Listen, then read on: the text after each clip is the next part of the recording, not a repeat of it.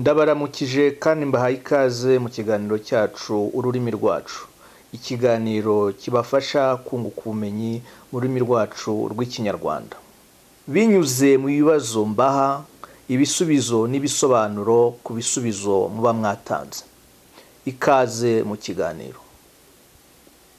Uyu munsi ndabaha ibibazo ku birebana n'imyandikire y'Ikinyarwanda ndetse n'ikeshamvugo ryacyo.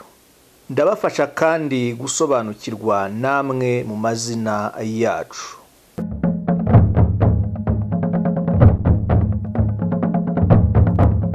Uyu munsi ndabaha ibisobanuro ku mazina bwite ariyo Nyirinkwaya, Gakwaya, Nkwaya, Rwamukwaya, Mubashankwaya n'andi bifitanye isano.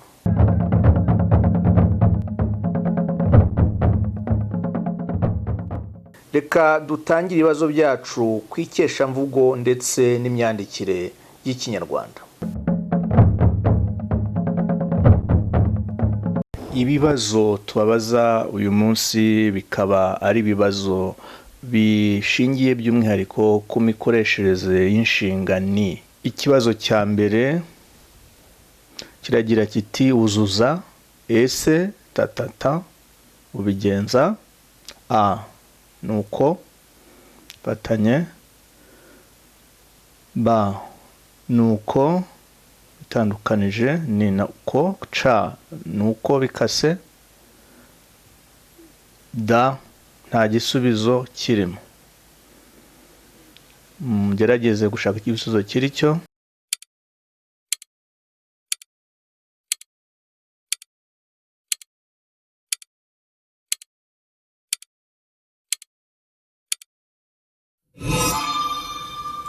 Ikibazo kiri cyo ni ba nuko ni uko. Igisobanuro cy'icyo gisubizo nuko nta na rimwe mu myandikire y'Ikinyarwanda inshinga ni twita inshinga nkene cyangwa mburabuzi igereranya cyangwa iringaniza ibintu ijya ikatwa.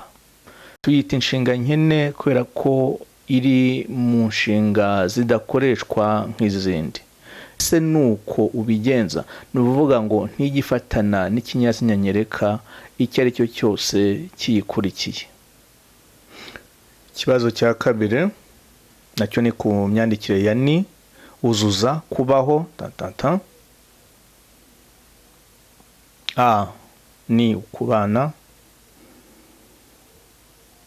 ba ni ukubana kase ca ni kubana da ni ukubana bifatanye.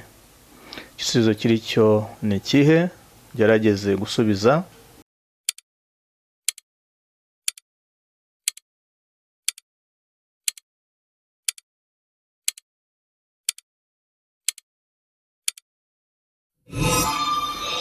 Igisubizo kiri cyo ni a ni ukubana ni ukubana.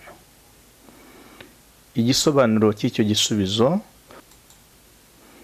nuko nk'uko twabibonye mu kibazo kibanziriza iki, inshinga ni ikoreshwa gusa muri ngenga ya gatatu ntigifatana n'ijambo riyikurikiye. Riringanizwa n'iriyibanjirije. Muri iyi nteruro bararinganiza kubaho no kubana.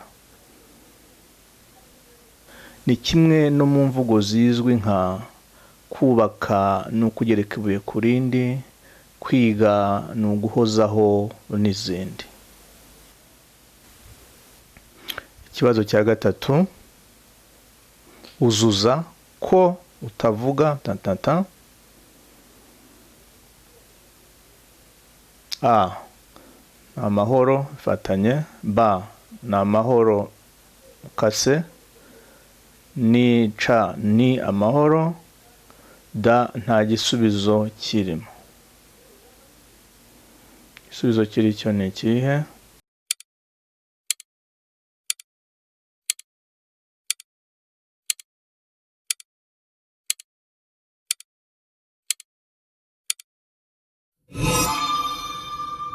Igisubizo kiri cyo ni ca, ni amahoro.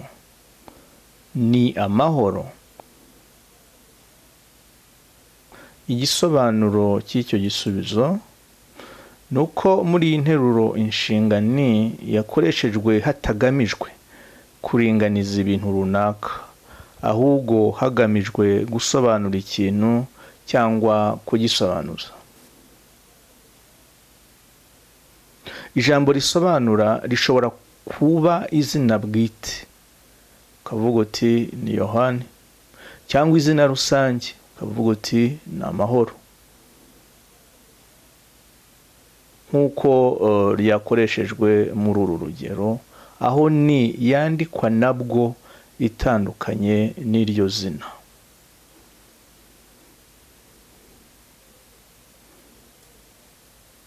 Ikibazo gikurikiyeho, imwe mu myandikire ikurikira iri mu ikosa. Ni iyihe myandikire iri mu ikosa? A, ni byiza. B, ni uko biza. C, ni muze tandukanye.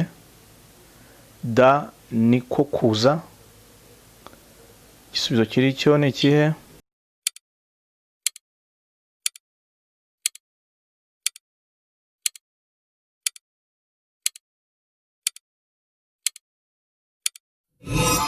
Igisubizo kiri cyo ni muze, ni itandukanye na muze, ikaba ari ikosa. Ya myandikire iri mu ikosa, kubera ko igisobanuro ni uko ni ngombwa gutandukanya ni y'inshinga itagihinduka na ni y'akaremajambo kiyomeka ku nshinga itondaguye yifitemo inshoza yo gutegeka. Iyo ni ituma mu nshinga hazamwo inshoza yo gutegeka.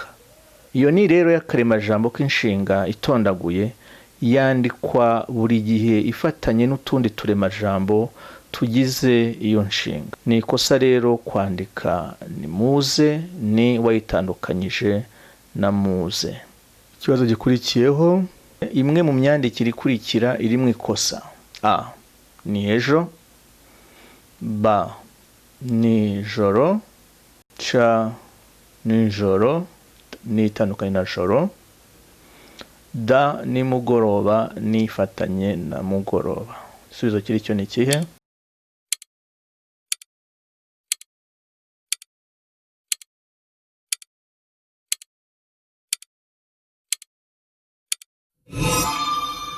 Igisubizo kiri cyo ni C, nijoro, niyo myandikire mu ikosa. Igisobanuro nuko nkuko tumaze kubibona mu kibazo kibanziriza iki, ni ngombwa gutandukanya ni inshinga itagihinduka na ni wasanga mu yandi magambo ariko bidafite umumaro umwe. Ni yo mu magambo yerekana igihe, urugero ni munsi, ni mugoroba, nijoro, yandikwa ifatanye n'indi migemo y'ayo magambo. Ni ikosa rero kwandika nijoro ni itandukanyijwe na joro, kuvuga ko iriya myandikire nijoro byanditse bitandukanye harimwo ikosa.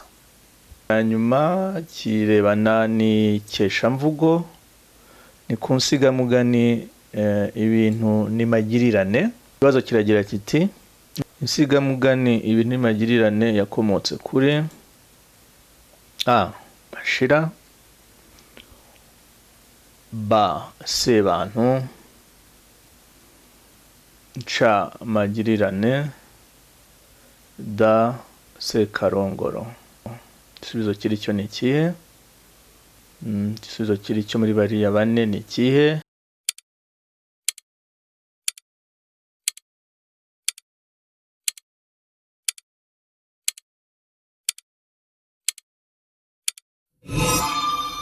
Igisubizo kiri cyo ni ba, ni sebantu. Akaba yari umugaragu w'umunyenzoga w'amashira ya Nkuba ya Sabugabo. Niwe rubanda bahimbye izina ry'amagirirane kubera ineza yituye Mashira wari waramukuye mu butindi, maze nawe ubwo ingabo za Sekarongoro zari zimaze gutsinda Mashira zikamufata, uyu sebantu yamusabiye imbabazi kuri Sekarongoro, maze Sekarongoro Tagamibambwe aramurekura. Kugira ibintu magirirane no kwitura ineza wagiriwe. Igice gikurikiyeho ni igice twita amazina yacu.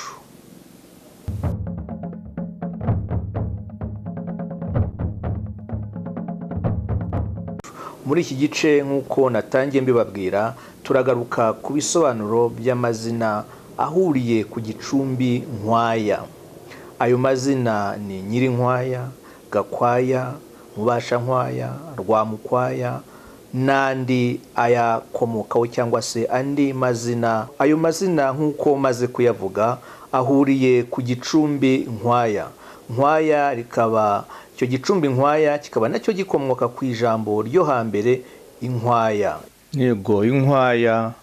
Nkwaya ni ukuvuga ayo mazina Nkwaya, Mubashankwaya, Rwamukwaya, Nyirinkwaya, Gakwaya bisangiye bikomoka ku ijambo Inkwaya. Ubuvanganzo bwo hambere cyane cyane mu byivugo, Inkwaya risobanura umuheto, kimwe n'amagambo umuronko, umukore cyangwa umurego. Inkwaya ikaba yararamvurwaga mu giti bita umukwaya. Nkuko nabivuze mu buvanganzo bwo hambere, ijambo Inkwaya niho ryabonekaga cyane cyane mu byivugo. Urugero twatanga ni nk'ikivugo cyiswe Rubangurandekwe cy'umusizi Rukemampunzi, nko mu mikarago agira ati: ukanga nkagwe abitwaje Inkwaya barantinya, ngo ntabatera rwanga kuvuka, naryivuganye mu rugo ikambere, ati nimukubite abanyamusozi babise rusezerangabo. Abitwaje Inkwaya barantinya no kuvuga ngo abitwaje imiheto. Akaba ari amazina bwite umubyeyi aho umwana amwifuriza kuba intwari ku rugamba, guhatana ku muheto, kuba mudatsindwa, kuba rubasha ku rugamba rw'umuheto cyangwa rw'ubuzima. Reka tugende tureba izina ku izina. Nk'amazina Nkwaya na Gakwaya twavuga ko nko mu Kinyarwanda asobanuye nka miheto. Nyirinkwaya ni nka nyirimiheto cyangwa nyirumuheto. Mubashankwaya ni umuntu ushoboye gukoresha umuheto, uhatanisha umuheto, urwanisha umuheto kandi akagera ku cyo yifuza kuko aba awubashije. Rwamukwaya ni kimwe na Nyirinkwaya. Iyo rwa ni kimwe na nyira, ni ukuvuga ngo ni nyirumuheto. Nyiri Rwamukwaya ni nka rwamiheto, bisobanuye kimwe na Nyirinkwaya, ufite inkwaya, ufite umuheto. Rwamukwaya harimo n'umukwaya, twavuze ko ari igiti baramvuramo imiheto. Rwamukwaya bisobanura umuntu ufite umuheto, imiheto, rwamiheto, cyangwa se umuntu ugira ibiti baramvuramo imiheto.